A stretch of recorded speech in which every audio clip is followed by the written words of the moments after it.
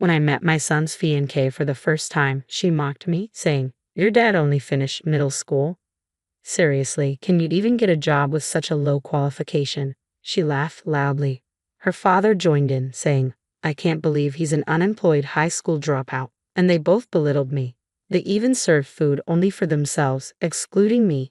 The fiancée's mother, smiling, said, "I prepare meals only for my family." I had never felt so humiliated during a meet and greet between two families. Frustrated, I decided to get back at them, including my son, and said, "Say whatever you want," before storming out of the restaurant.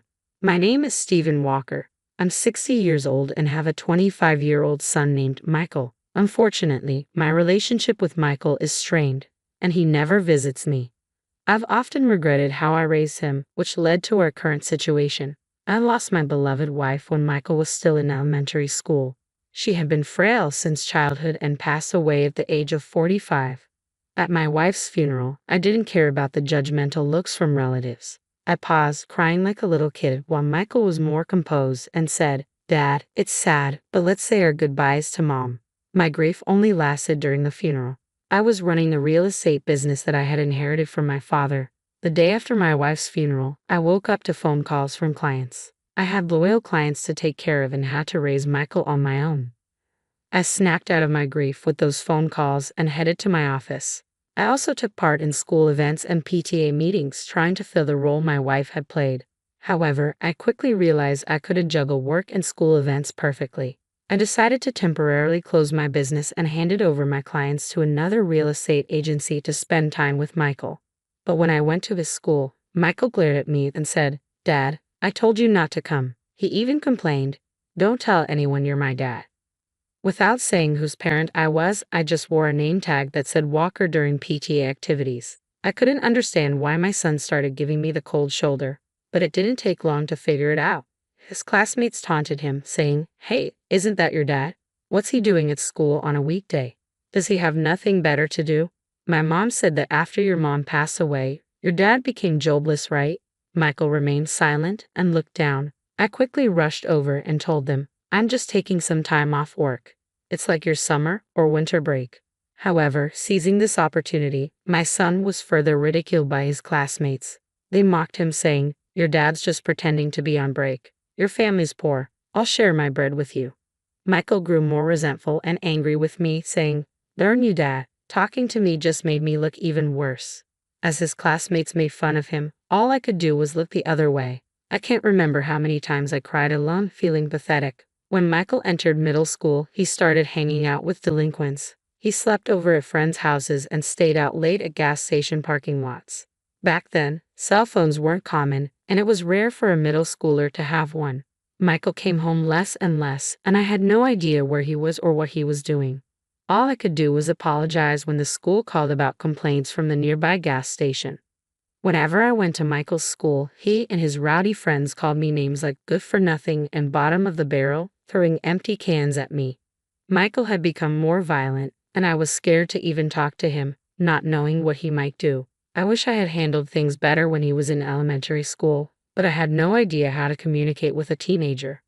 Michael skipped school, ran away during classes, and had rock-bottom grades. At a parent-teacher conference, they told me about a private high school where even Michael could get in. I was relieved. I hoped the new environment would help him calm down. Just as I hoped, after starting high school, Michael began to take his classes seriously. He studied hard, scored above average on tests, and even made it to college. But his disdain for me remained.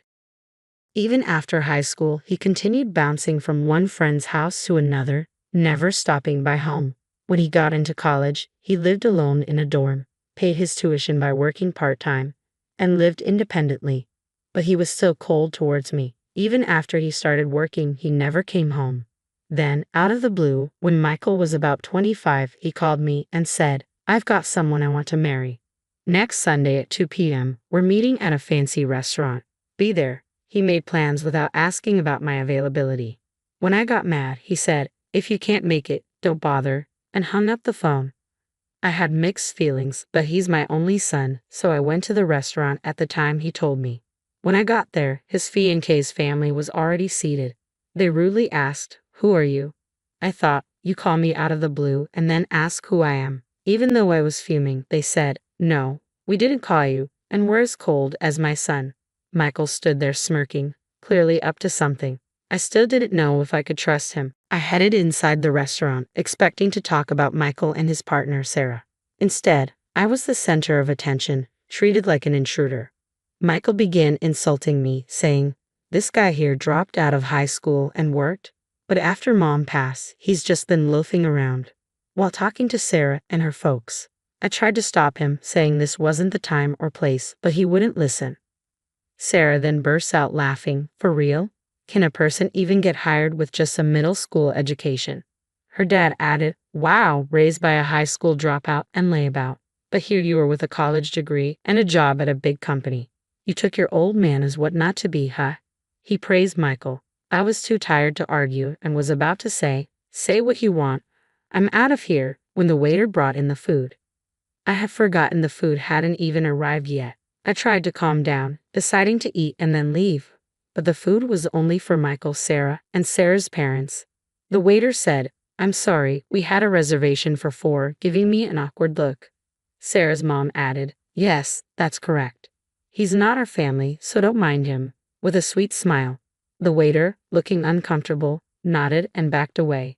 Just as I was about to lose it, Sarah's dad cut me off, saying, "We don't want anything to do with some deadbeat high school dropout.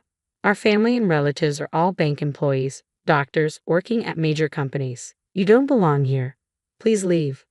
That was enough. I said, "It's education and job history all you care about. Aren't you folks a bit off your rockers?" And got up to leave. Sarah's dad responded, "I work at Bank of America, where education and job history really matter for clients' trust. But of course, a layabout like you wouldn't know." As I was leaving, I said, "Oh my, you work at Bank of America, huh? That's quite impressive." They didn't hear me. The next day, I paid a visit to Bank of America, where Sarah's dad works. Being called a deadbeat by my son, his classmates, and his fiancé's family was enough. I must clarify, I'm not actually a deadbeat. After my wife passed away, I temporarily closed down the real estate business I was running. But it was just a temporary closure. I didn't shut it down for good. I switched to online management to prioritize my son's school events and PTA meetings.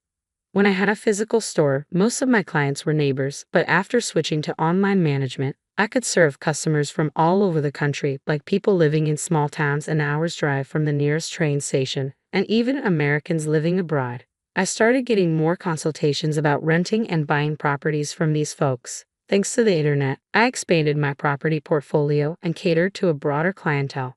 Running a real estate business online made things possible that seemed like a dream. Additionally, I was quite active in stocks and investments as a hobby. Currently, I have $50 million deposited in Bank of America, where Sarah's dad works.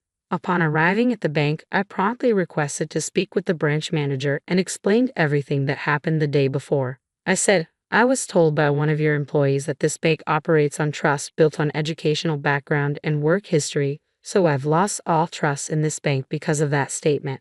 Could you please proceed with the account closure?" The branch manager kept apologizing profusely to finally explain the account closure process, almost in tears. "Oh, I almost forgot about something important. There's this troublemaker who hasn't paid rent for the apartment I own for 2 years. I had been letting it slide, thinking he's my son, but no more. I mailed my son a notice demanding 2 years' worth of rent. 3 days later, Sarah's dad and my bonehead son came storming into my house. "Why did you rat me out to the branch manager?" "That was underhanded, Dad. What's the deal with that notice?" "If you're the manager, cover for me," Michael said, fuming. I sighed and replied, "I lost trust in the bank after learning about your practice of judging clients based on education and work history. Are you panicking because of what one person said? Do you have something to hide?" And Michael, "Just because we're family doesn't mean you can skip paying rent. Pay your own rent," Sarah's dad shouted. "Because you stirred the pot, I got a bunch of complaints from my clients. My boss chewed me out because of what you did." The nerve. "Oh no, I didn't stir the pot. I just shared this story casually with my relatives and clients. I didn't tell them to close their accounts," I said with a smile. My son snapped, "What clients, Dad? You're just a deadbeat, aren't you? You think a deadbeat could afford to build a huge house in a prime location and still maintain this lifestyle?" "I even did some renovations recently," I replied. Michael looked baffled. "Huh? What's that? Did you go into debt or something?" I'm really fed up with you. I took a break from my real estate job for a while and then switched to running an online business, which I'm still doing. How many times do I have to tell you I'm not a bum? I said. My son's face turned pale. What? I had no clue. I thought you were just working part-time. Sarah's dad started yelling, You're a real piece of work, keeping your occupation secret even from your own son. Annoyed, I said, Say whatever you want, and closed the front door. Outside, I heard them shouting, You've ruined my reputation. I'm gonna sue you. I can't believe I've been duped by my old man for this long. I'm not gonna let him do this to me. They were making a ruckus, but after about 10 minutes, they seemed to get exhausted and it got quiet. Once they realized that shouting was meaningless, I figured they wouldn't bother coming around again. I let out a sigh of relief and went to make myself a cup of coffee. Just then, I heard my son's voice outside again. You big fat liar. What are you still here for? I said as I looked out the window to see Sarah's dad and my son spray painting my front door. You've got to be kidding me. What are they up to? Just as I was about to go outside and give them a piece of my mind, I heard a police siren getting closer. Could it be that someone in the neighborhood called the cops? My hunch was right. When I went outside, the two of them were being detained by the police who showed up because of a neighbor's complaint. Ah, there he is, that big fat liar.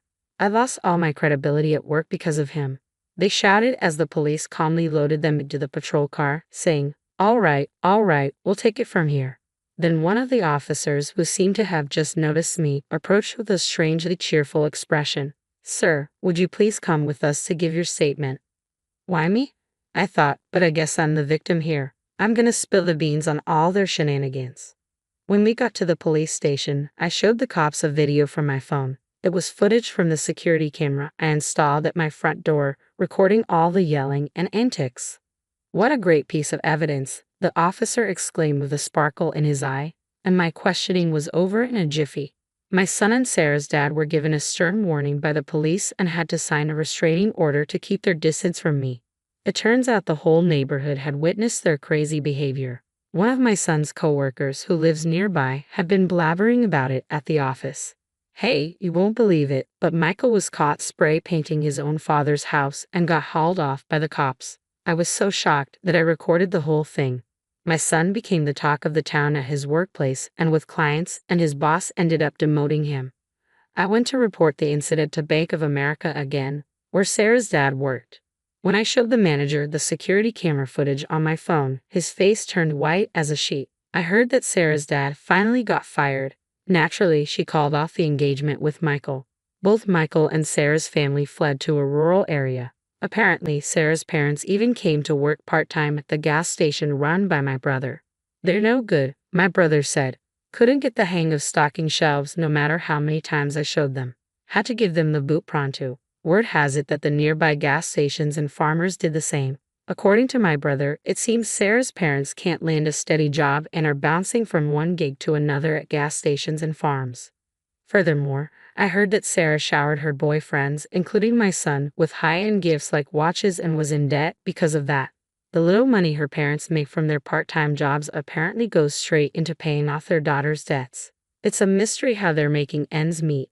It's been 5 years since then, and my son is now 30. It seems like he's changed for the better after being treated with kindness from folks in the small town he moved to. He came to me a couple of times and apologized sincerely. I was naive and immature. I didn't even try to understand your job and just labeled you as a good-for-nothing. I can't apologize enough for how much I regret it. Seeing the change in my son's attitude, I decided to let him move in with me. Now he's working at a company near my place, and little by little, he's helping me out with my work too. But don't get me wrong, he's still wet behind the ears, and I don't trust him completely. I'm hesitant to hand over all my work to him, but I'm going to observe his behavior and attitude towards work and make decisions accordingly. If he proves he's really turned his life around, I might consider handing over the reins of my business. But if I told him that, he might get too excited and say, for real? I'll hand in my 2 weeks' notice tomorrow and do something impulsive. I'm living with my son, holding on to the hope that one day I'll feel confident enough to trust him with everything.